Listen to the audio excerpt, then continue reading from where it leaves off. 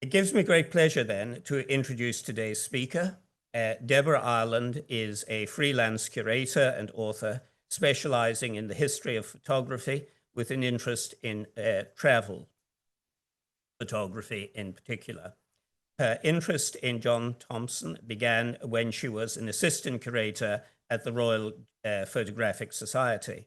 She has written for the Royal Geographical Society and in October is leading a tour following in John Thomson's footsteps from Canton to Beijing. Please give her a very warm welcome.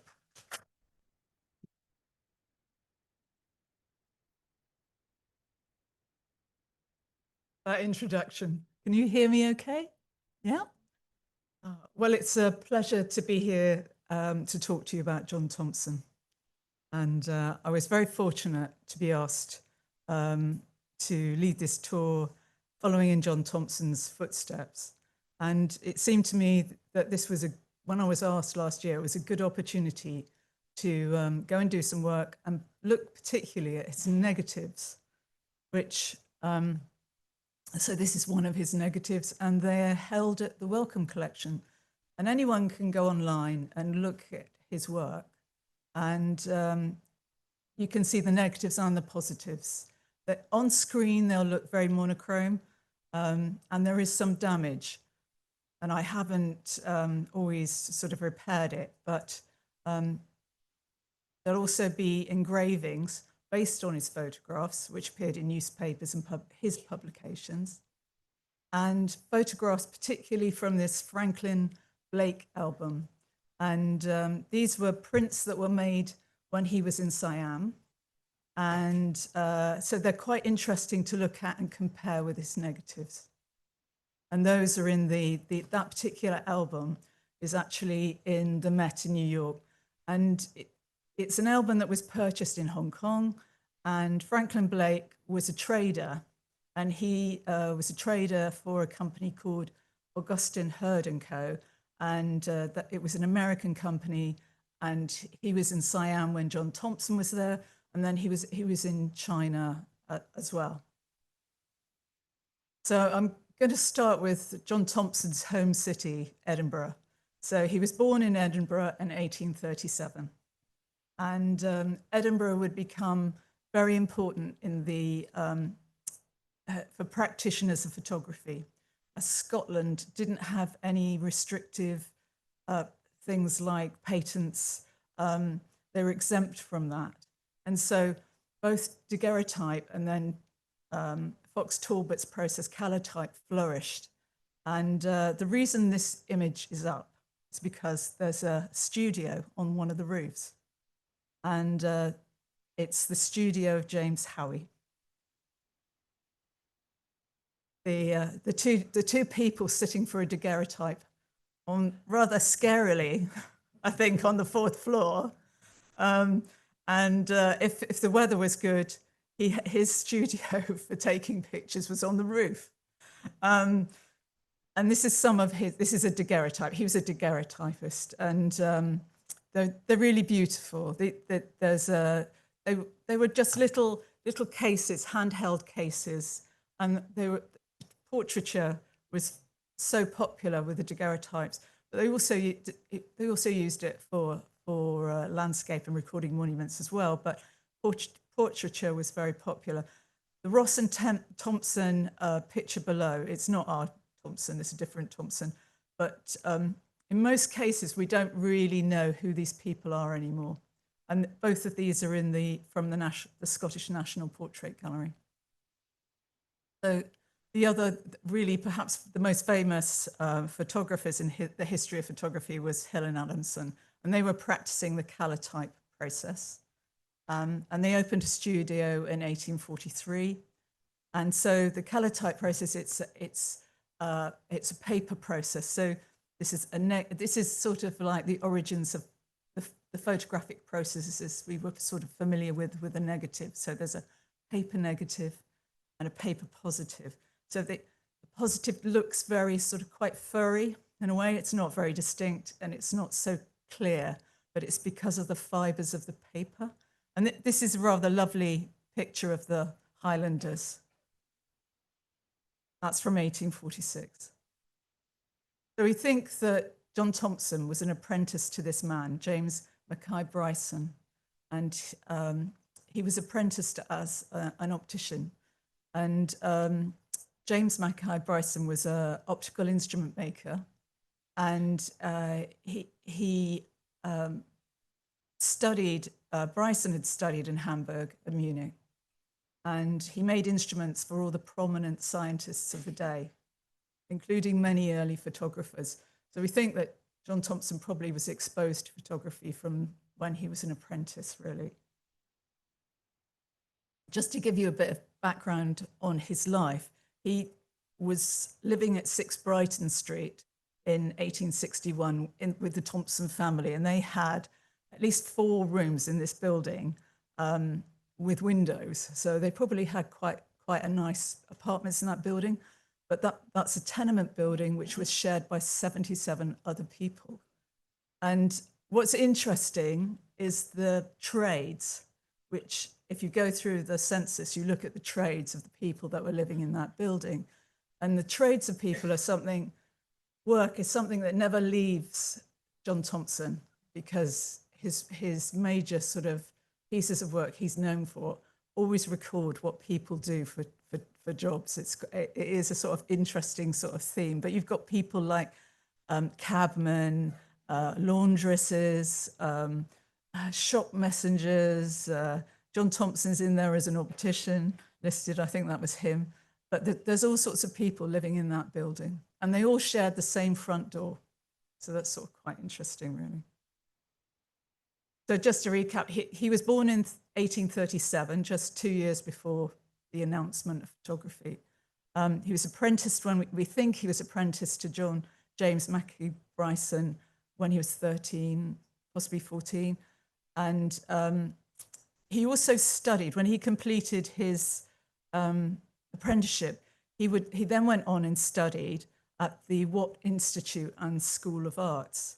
And it was a mechanics institute, and it was formed for the purposes of providing education for the journeymen and the apprentices of the city of Edinburgh, who were involved in work like Thomson was of instrument making.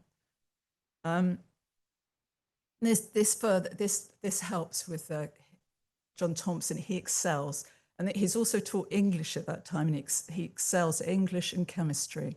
And if you excelled well there, you could go on and study further at the university. You could study chemistry at the university. We think that he completed his apprenticeship in 1858, and by 1863 he's moved to the Far East, and his brother is in the Far East.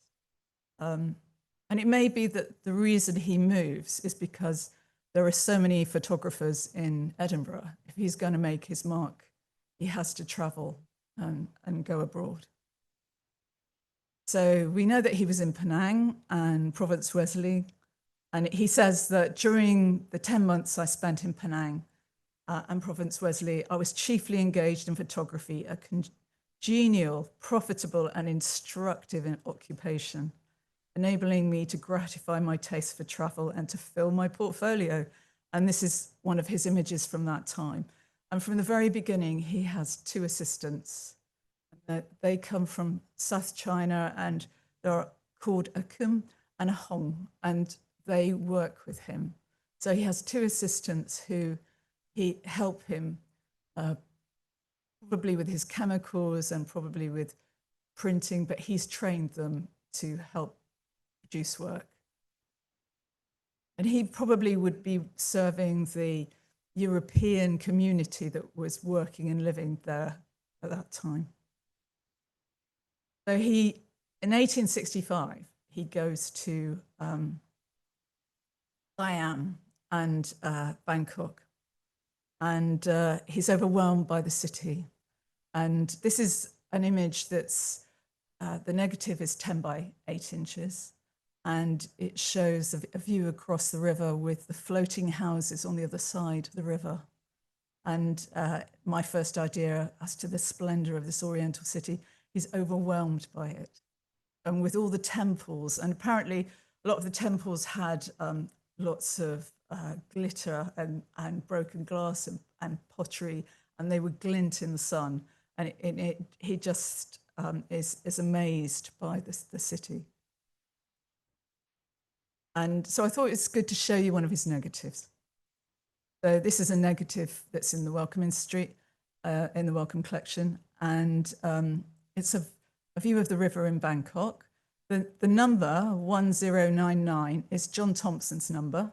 The number underneath it, the 19936I, is the Wellcome number. And none of his negatives were, they didn't have a title until he was going to sell the collection.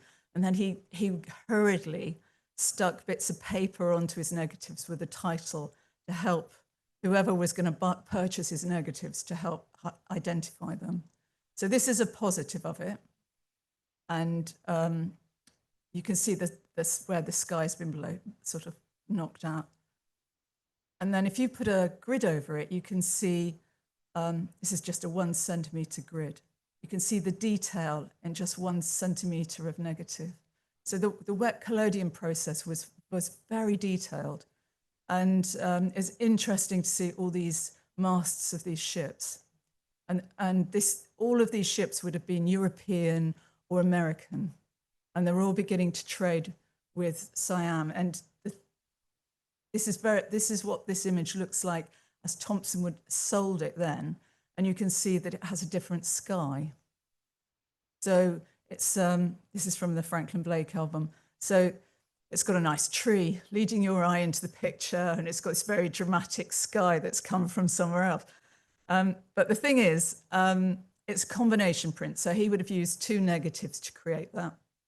And what's really interesting is that he would have been creating it with printing frames where you put the negative in and the paper, and then it would have a mask across it, and then you would change negatives. So it would be developed in sunlight. So he was very much supported by King Mongkut, who wanted Siam to be recognized as a go-ahead country. So he very much welcomed John Thomson coming and allowed him to take his portrait, and allowed him, and he sat for him quite a lot, and also allowed him to photograph ceremonies. And this is him dressed in a sort of French uniform, very sort of quite elaborate. He wants to be seen to be go ahead and embracing new things. While he's in Siam, John Thomson stays with Captain Ames, who is the Commissioner of Police. And he sets up a police force based on the police force at that time in London. And the thing that is really good is there's a lot of records about John Thomson attending church services. So we know he attends church services with the Ames family. And we also learn that John Thomson is a fluent Malay speaker from his own books. And he's assigned Muhammad Ali, a Malay in the service of Mr. Ames, who was one of his policemen. And he accompanied Thomson and acted as a translator. And this is something that happens all the time he's in China. He always has someone to translate for him. So he's not taking people's pictures without consulting them. He's engaging with people, particularly because he's often photographing them, when they're doing things, and it's he gets permission. And also Captain Ames was a photographer, and perhaps encouraged by Thomson. And it's sort of recorded that they both were photographing the ceremonies together. So it's sort of quite interesting. And if you were going to have your picture taken in Victorian times in the 1860s, 70s, you'd be in a studio where you'd have a lot of props, and there would be probably a backdrop. And this is from a recreation of the studio in Madeira, where they still have the same studio with all the flats that slide across. And it's sort of interesting to look at his work, John Thomson's work, because he tries to sort of replicate that in a way. So there are props, there's tables with things on, and a carpet, and there are things that are actually trying to make it easy for that sitter to stay still. And under the seat, I can't really, there is actually a pole. There's a base. You can just about see it at the back, and a pole that goes up so he can rest his back on this pole so that he doesn't move. So there were lots of props to help someone, you know, sort of not keep still during a photograph. Of course, the picture that is picked up is the picture of the king in his ceremonial robes. And this is the one that is picked for the album. And it's the one that the Illustrated London News loves because it looks so exotic and so wonderful. And I'm afraid I haven't found the negative for the image below, which was his guards, his female guards, which seemed to excite the Illustrated London News a lot. The idea that a king would have female guards. And so, of course, this creates quite a, you know, people are fascinated by John Thomson's photographs when they come back, and they're used by the editors of the Illustrated London News, and they're turned into engravings and put in the paper. That same image, and I'm not sure if they trade the blocks, they trade the blocks. This appeared in a French publication some months later. So this is the Royal Barge, and it's made up of two, that image is made up of two negatives together. And it's the Royal Barge procession, and it's for something called the Lenten Robes, and it's not a Christian ceremony, it's actually a Buddhist ceremony. And this is part of that ceremony. And this takes place in October in 1805. And of course, the images are very detailed. It's not really very blurred. And I've put this one in because of the children. So this is all part of it. And so these are all the young princes. No wonder he needed a governess. Anna and the King sort of is based on this. So, and she's actually there at that time. And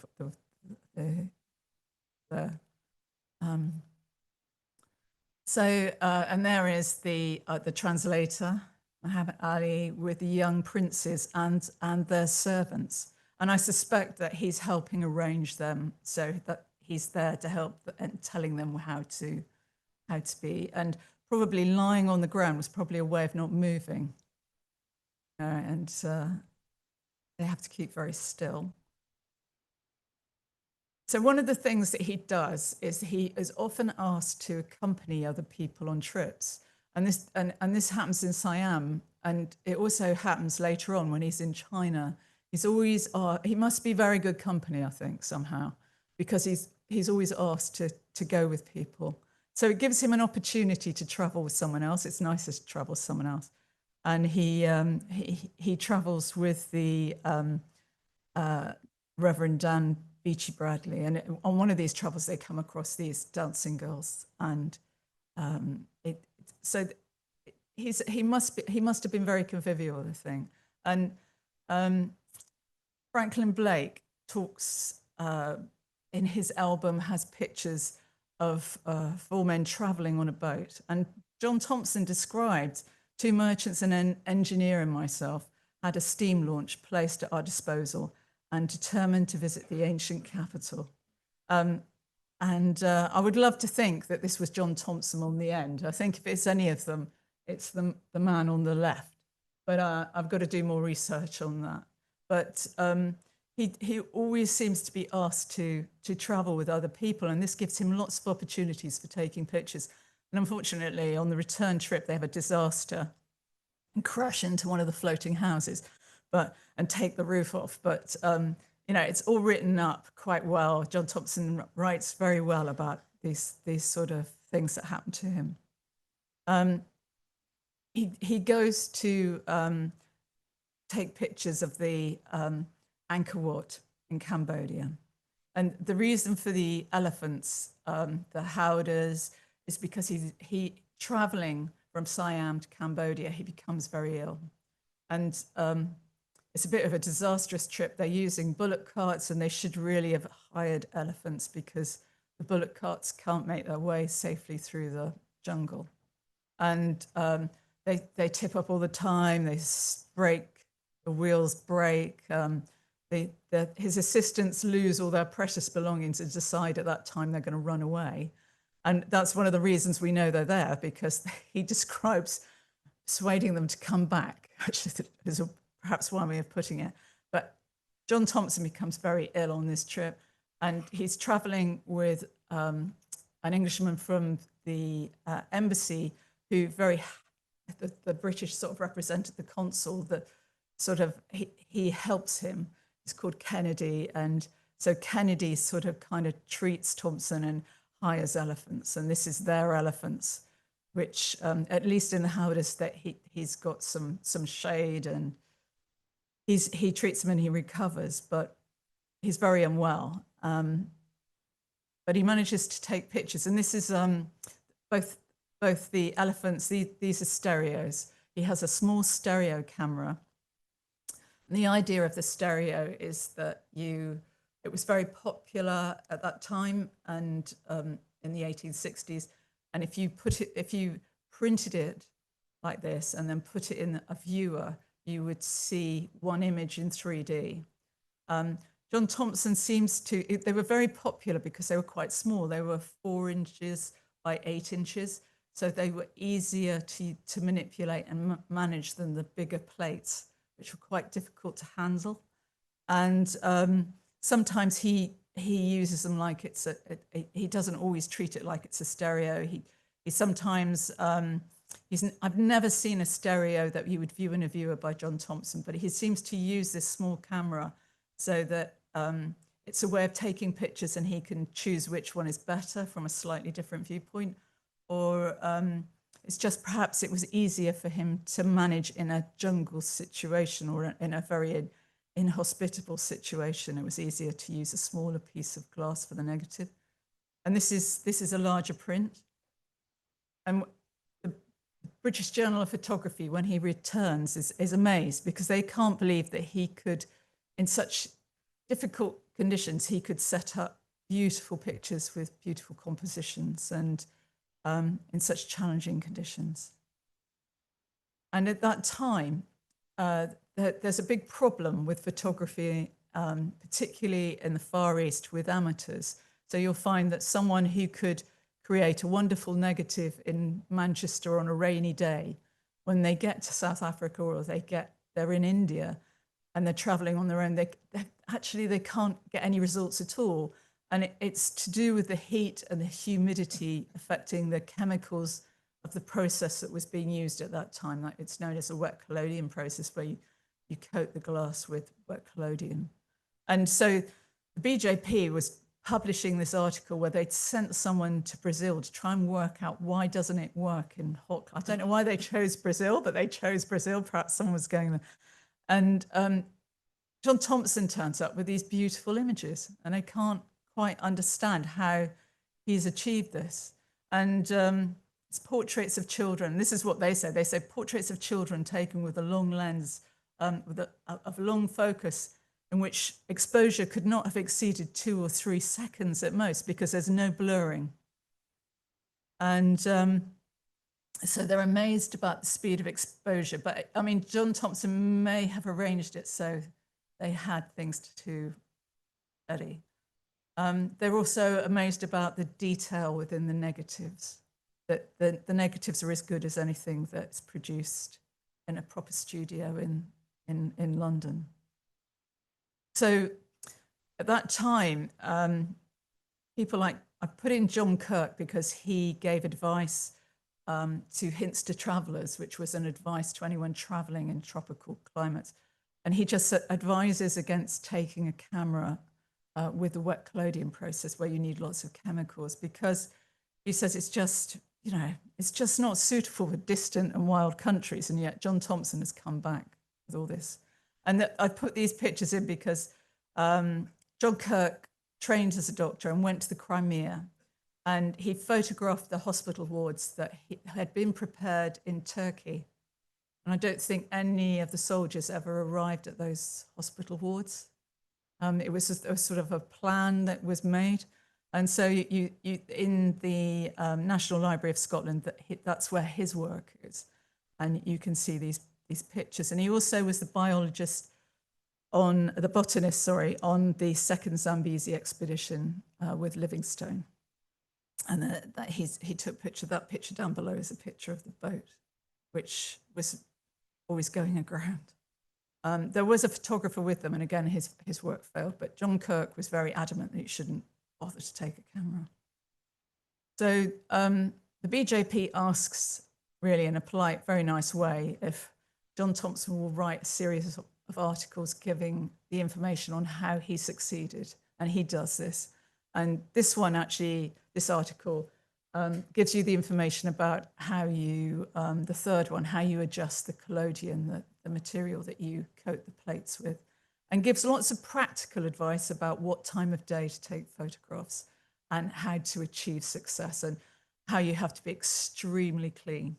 And sometimes it was the difficulty of achieving, a good result because you didn't have all the facilities to get that clean finish. So he writes these articles, and they're entitled Practical Photography in Tropical Regions. He also produces a book, Antiquities of Cambodia, and there are his images that he took of Angkor Wat. And there is something about, I'm showing this because he discovered when that the images faded. And we now know there isn't one edition of this book that hasn't got faded photographs. It's literally an albumin photograph pasted on the page. And we now know that we think it's probably the glue reacting with the photograph, reacting with the chemistry of the paper, which over time caused a fading around the edge where the glue is attaching the print. So this one is one that came up for sale in Sotheby's, and you can see the fading around the edge. And this is one that was in the British Library, which has got fading around it. And there's also one in the Royal Geographical Society, exactly the same, fading around the edge. And this will affect how Thomson goes forward with his books, because he then makes sure that what he produces in the future doesn't fade. So when he's back from his trip to Cambodia and Siam, he does lectures, and he uses lantern slides. And one of them in Edinburgh, he meets Isabella Bird, and he wasn't really planning to go back, but he knows that if he's going to succeed and be able to keep her, he's going to have to make an income. So he decides to go back to Hong Kong, and she's wearing the white dress, and he's standing behind her in that photo on the left.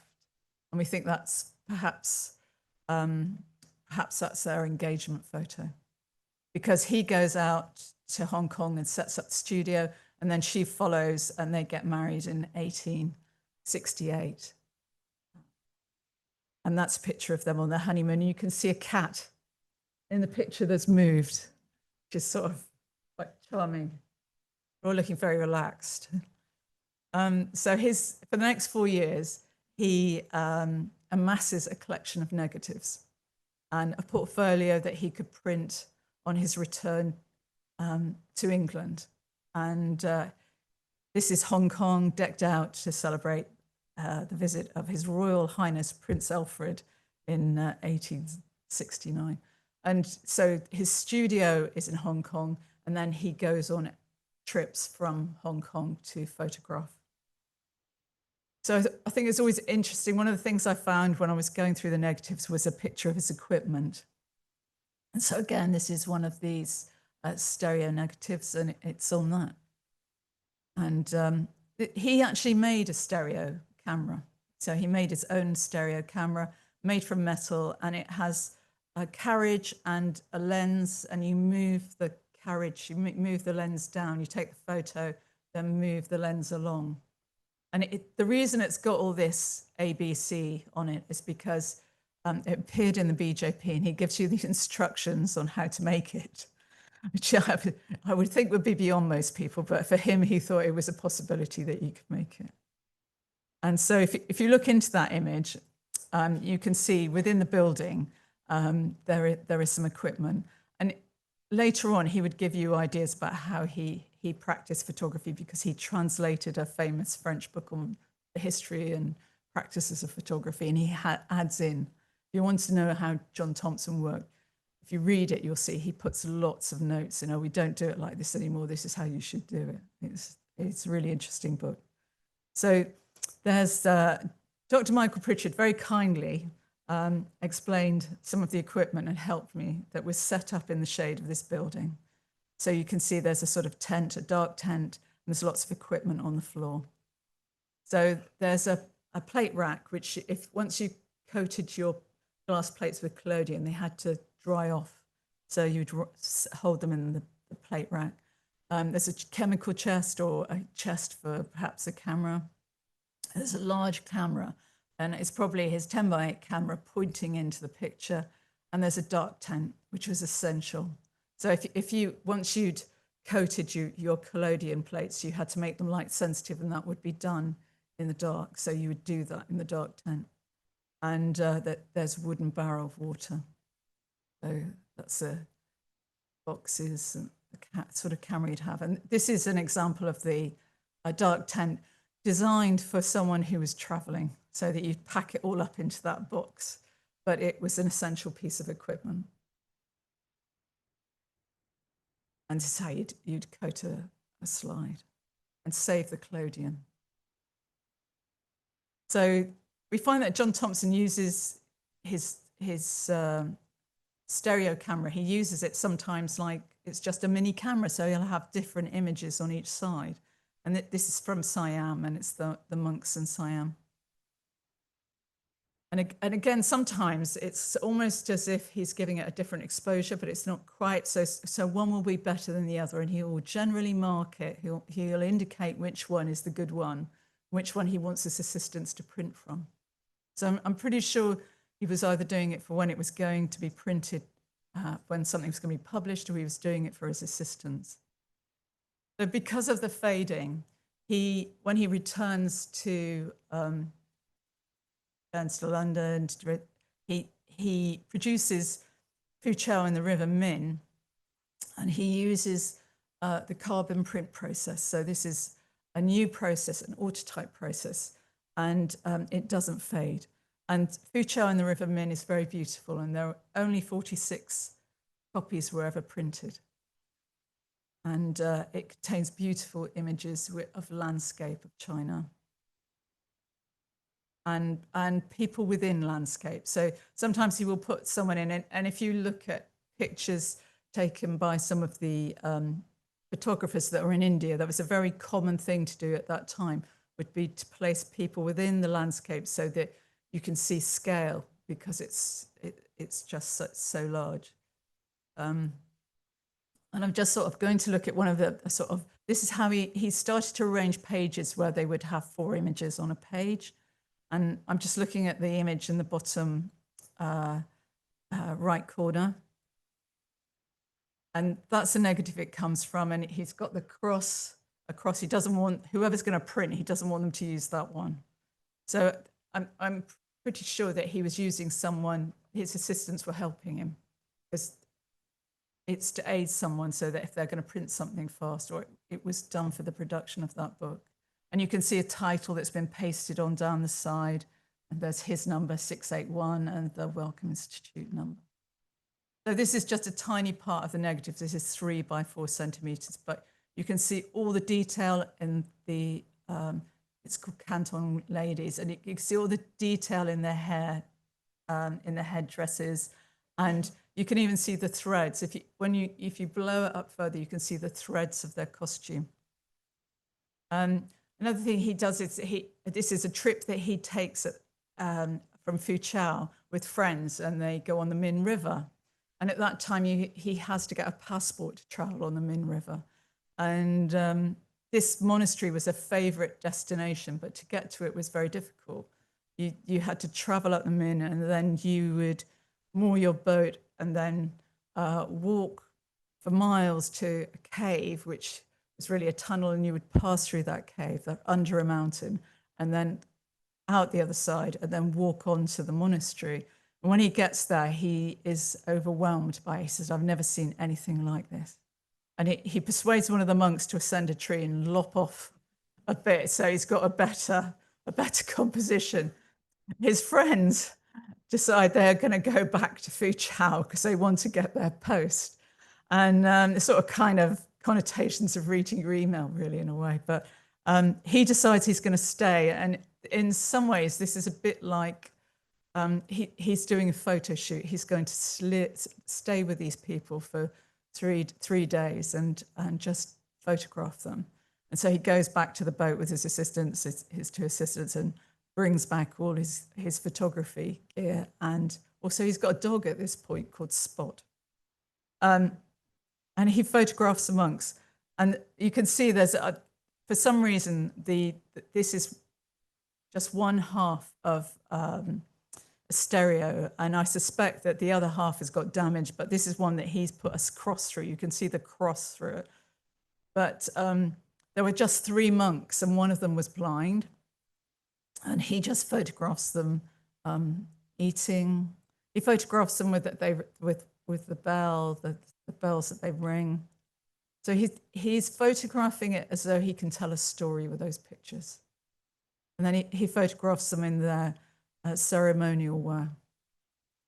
And there's lots of detail in these silken robes. And I didn't put in, but there's also pictures of the incense which continually burns, and so you know what time of day it is. So there's lots more images with this. And he said while he was there, it was incredibly cold. And he says he doesn't sleep, partly because of the cold, but partly because he's so excited about what photographs he's going to take. He says the photography keeps him awake. So this is another book that comes after this. It's a bit later, 1873 to 74. It's illustrations of China and its people. And it's a huge book, huge. And there's 4 volumes of it. And things have moved on, and now it's autotypes and the color type prints. And it means that the text and the actual image are printed together on the page. So this is a real step forward. And at this time, it's a very expensive publication. It wins awards in Paris, in an international exhibition in Paris, and he gives a set to Queen Victoria, who gives him a medal. And the reason it's interesting is because of the way he set it out. He's made it feel as though it's a travel guide. So although he was based in Hong Kong and he would then make these journeys to Shanghai or make a journey to Peking, he would always be coming back to base in Hong Kong, and it was done over those 4 years. But he presents it as though it's one continuous journey. So that's sort of quite an unusual thing at that time. And it's just a very beautiful book, which shows a lot of the time people at work. And it's got this description that goes with it and what people are doing and how they're living, all sorts of jobs, how people are fed, how they deal with the waste. And it's a sort of very in-depth view. And it also has people from the Chinese ministers of state. And it has such an effect on them that they compose a poem about him coming to photograph them. And these pictures apparently hung in the ministry for a long time, these pictures taken by John Thomson. He also, what's unusual is that at this time he's got different translators because he's in Peking. He makes friends with a Chinese family, with Yang Fang, who is interested in photography. And we think that he was introduced by another photographer, Thomas Childs, who was actually a gas engineer and photographer. And he worked for Sir Robert Hart of the Chinese Imperial Maritime Customs.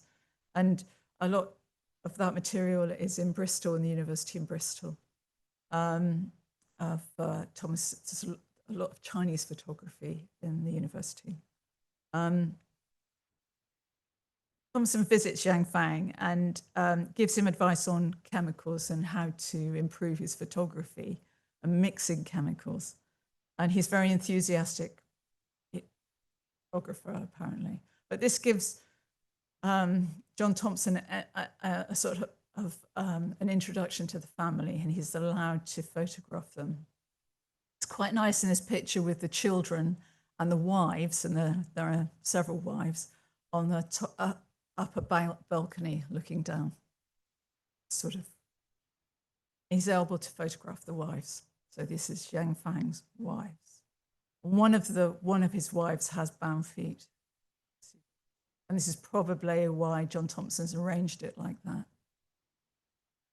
And it quite often there is a back view and a front view of costume, so you can see.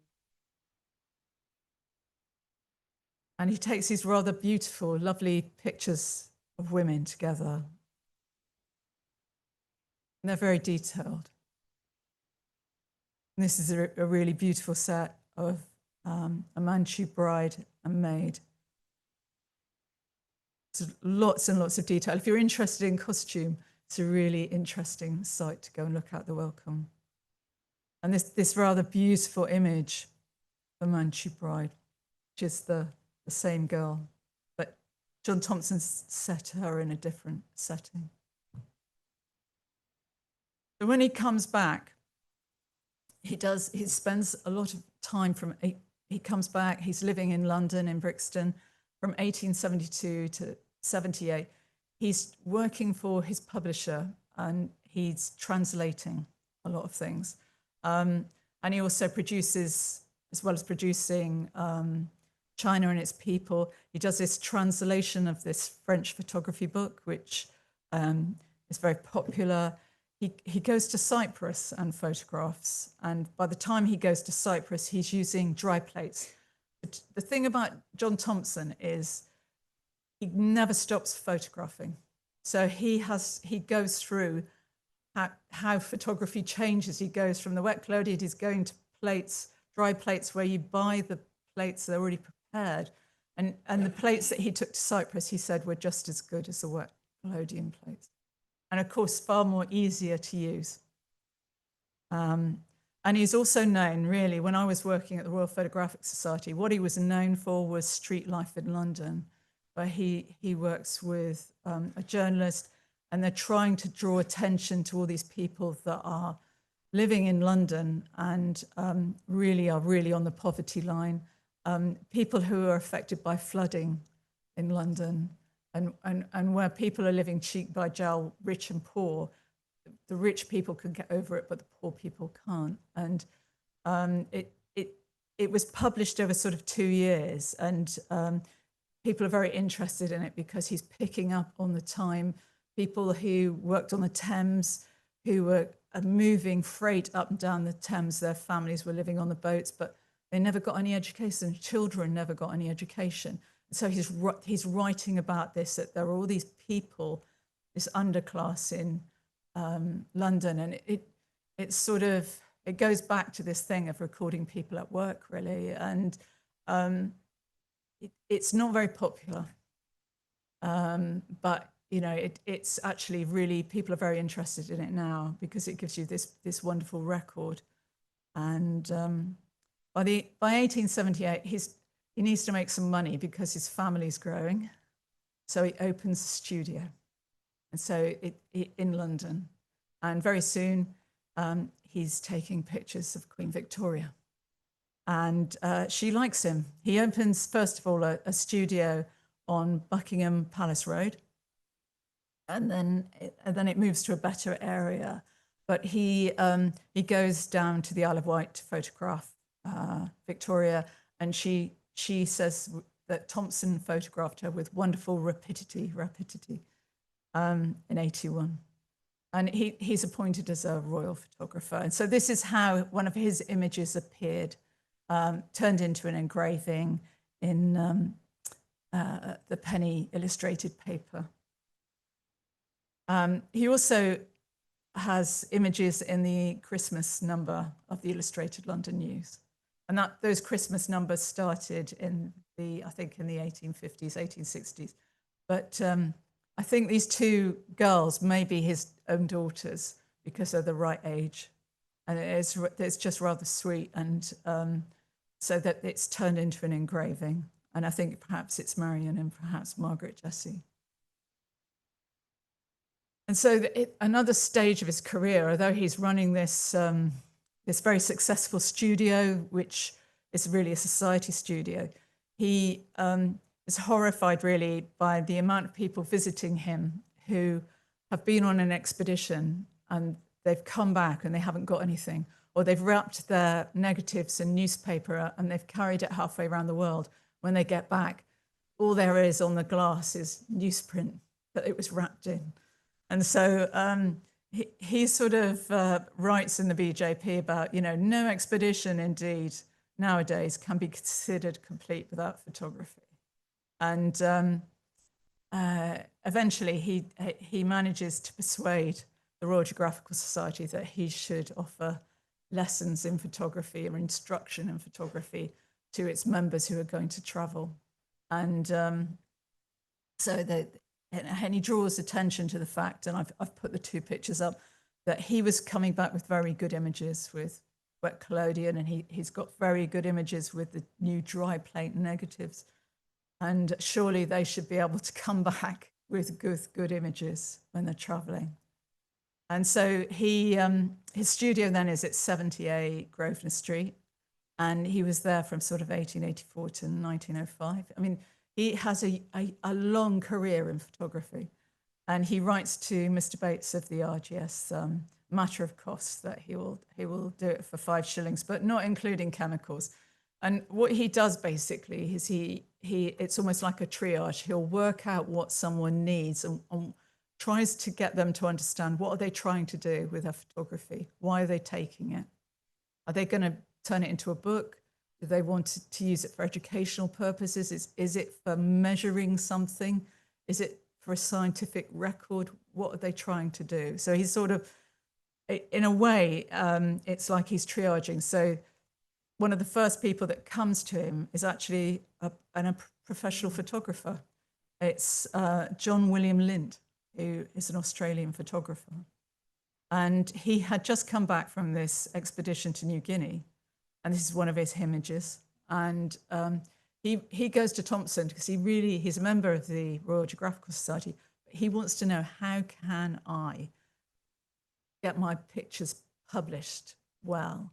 And he's thinking about getting them turned into engravings. And Thomson persuades him that he shouldn't do that, and they should be turned into a book where the pages look as if it's like a photographic album. And so that book is actually, you can see that today, and it's in the RGS. There's a copy of it in the RGS library, and it's really beautiful. So you've got people coming to him for advice about things about more to do with printing and distribution of their work. And then you get someone like Isabella Bird, who was a well-known writer and only picks up photography, a camera, when she's 60, and she wants to learn photography. And John Thomson says, you've got to go away and learn for 3 years. So she enlists at the Regent Street Polytechnic and studies photography for 3 years before she heads off to Korea, and then gets expelled from Korea because of a war breaking out, and then spends 3 years in China. And she writes to the secretary of the RGS in 1897, "You'll be pleased to know I am actually coming back with 1,200 photographs after you got me started with Mr. Thomson." And when she gets stuck in China, because she does sort of kind of get stuck, she follows John Thomson's footsteps. So wherever he went, she went. So we think that she must have had a copy of China and its people. And so John Thomson, I should have said, he gives advice on what cameras to take. And so she had a 16-pound camera, one of Ross's best, and then she had a 4-pound camera, which was a lightweight camera. That was her lightweight camera, but she always hired people to help carry all her equipment. So why did his images end up with Sir Henry Wellcome? Well, Sir Henry Wellcome opened this historical medical museum in 1914, and he also funded a lot of archaeological excavations in Sudan. And there was a plan that he would have exhibitions of geography. He also gave £1,000 to the Royal Geographical Society when they moved to their new site that they're in now, the site that they're in now. And perhaps that might have been it, because John Thomson was devoted to the Royal Geographical Society. So perhaps he thought, well, that it was a good home for his work. And Thomson had also talked about aerial photography. He talked about it in 1891 at the British Institution for the Advancement of Science. He talked about aerial photography before flight, about balloon photography and kite photography. And then there was the planning of this gallery. So we think that perhaps that's why negatives ended up with Wellcome. The RGS didn't want them, or they were not prepared to pay for them. And so it's a bit of a double-edged sword, because his albums didn't survive. Like a lot of things in London during the Second World War, things didn't survive. But his glass negatives have, and anyone can go and see them. You can see them online. So this was a box kite. That just shows that Sir Henry Wellcome was photographing his excavations aerially with a box kite. So just to sort of finish up, I'm part of a group, and no one does anything alone, which commemorates John Thomson, and a plaque was erected with the help of these people: Jamie Carstairs, Betty Yao, who is someone who's taken exhibitions of John Thomson's work around the world, Dr. Michael Pritchard, Terry Bennett, and Jeffrey Harris. And last year we put up a plaque on his house that he lived in when he produced Street Life in London. That's me with Betty Yao and Jamie Carstairs. If you're interested, the best book on John Thomson is Richard Overden's, who's connected to Oxford and this establishment. It is the best book. It was published in 1997, and it really made people aware of the fact that John Thomson was more than just street life in London, that he had this huge back catalogue of material of China and Siam. There was an earlier book by Stephen White, which was produced, I think, for a collection that was sold at that point. If you're interested in the history of photography in China, the best books are Terry Bennett's The History of China, and they're in 3 volumes, and they're wonderful. If you can get hold of them, they're all really wonderful. And I'm indebted to 2 curators from Scotland who are now retired, but they produced, before they retired, this wonderful exhibition and a beautiful catalogue, a beautiful book on Scottish photography, the first 30 years. And Thomson is in that. And it's Sarah Stevenson and Aidan. And online, places to really go and look at his work are the Wellcome Collection, and also MIT, the Massachusetts Institute of Technology, where they have all of John Thomson's China and its people, illustrations of China and its people. And it also has courses online on culture. And you can do these courses online, and they're just so informative about people working in China and in the Far East at that time, different photographers working and how they worked.